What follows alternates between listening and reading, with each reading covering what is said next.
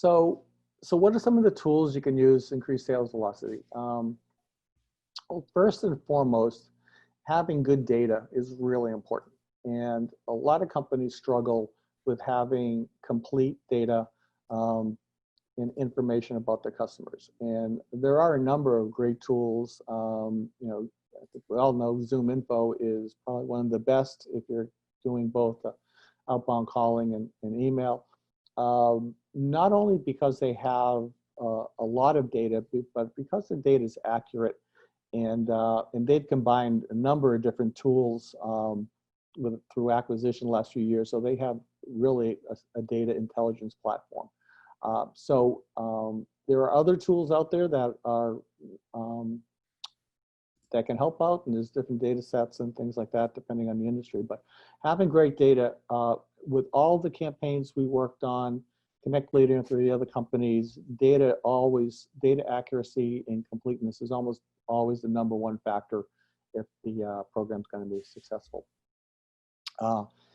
If you're doing outbound calling and making those manual calls and talking to all the leaving voicemails and everything is a tough process. If you're making 50 calls a day and you want to get 10 times the sales, it's going to be pretty hard for you to make 500 calls a day. But there are tools out there that can help you do that. And they work, and you get a lot more conversations, and it makes you feel better too, because if you spend all day making 50 dials and you talk to one person, if you're lucky, it can get pretty tough to deal with. So if you use one of these sales acceleration tools, they can get you usually 8 to 10 conversations in an hour. Some people will do 1 hour at a time. Some companies suggest using it all day long. Depends on how much data you have. You need a lot of data to support some of these high-end tools, and you need to have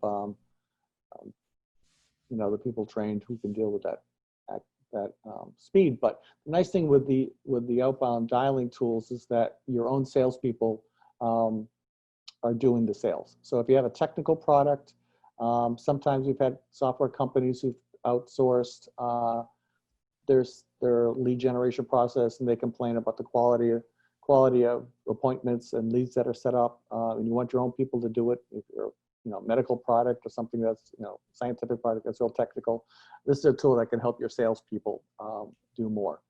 Automating your sales emails, that's another tool that's out there. There's a number of tools on the market that do that. You can send out multiple emails from your own Gmail or Outlook account, so it looks like they're coming from you, and that can help you reach a lot more people and generate more activity.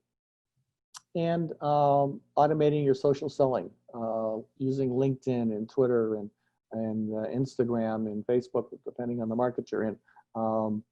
There are a number of tools out there that can help you automate the process and make that easier for you.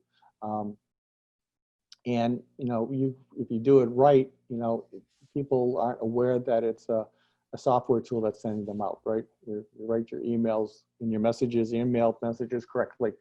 People will just see, like, wow, that guy's spending lots of time on social selling. So. Ken, there is one question that's in the chat on sales velocity, and that is, why include deal value in the formula, right? How does that play into the equation? Well, it's that it's the size of the deals is important for the total revenue, and maybe you can explain a little bit more. It'd be kind of fun to play around with that equation, I think, right? I think it'll make more sense when you can plug in and say, in fact, I took a screenshot because I want to go play around with that after the call, right?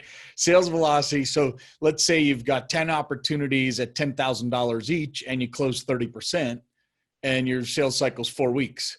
That's going to give you one number in sales velocity. Now let's say you've got 100 opportunities at $10,000 each, right? Change each part of the variable and you'll figure out what the sales velocity is. I have one guy on my team who's closed about 12 deals in 3 months. Right. I have another person who hasn't even created 12 opportunities in 3 months, but his deal size is far bigger. So, it's an interesting equation, and what's good, right? When it comes to sales velocity, I don't think there's one right answer. There's how do we directionally move it in a way that the sales velocity is faster, right? Right. Maybe in a Exactly. big account, it might be if I can shave a month off a 6-month sales cycle, well, that helps on my inventory turns, just like in supply chain management, right? My deals per year. So Yeah. Maybe I think the doing, best way to do this is play around with the model and plug some numbers in and see what you come up with your sales velocity, and then figure out where the levers are, right? Can I add more opportunities? Can I increase the deal size? Can I increase the win rate? Can I reduce the sales cycle time? Those are all your levers to make the sales velocity faster. right. And that length of sales, like I said, is the most important factor. So how long it's taking you to close those deals. Ken, if I may add something.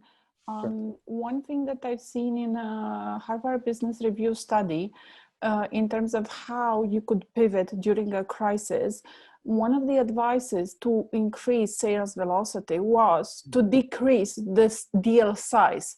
So basically what people could do is they can get out offerings that are lower in value or cheaper, just as an entry point. And this advice I've seen across the board these days, and then maybe do some upsell once you are in the account.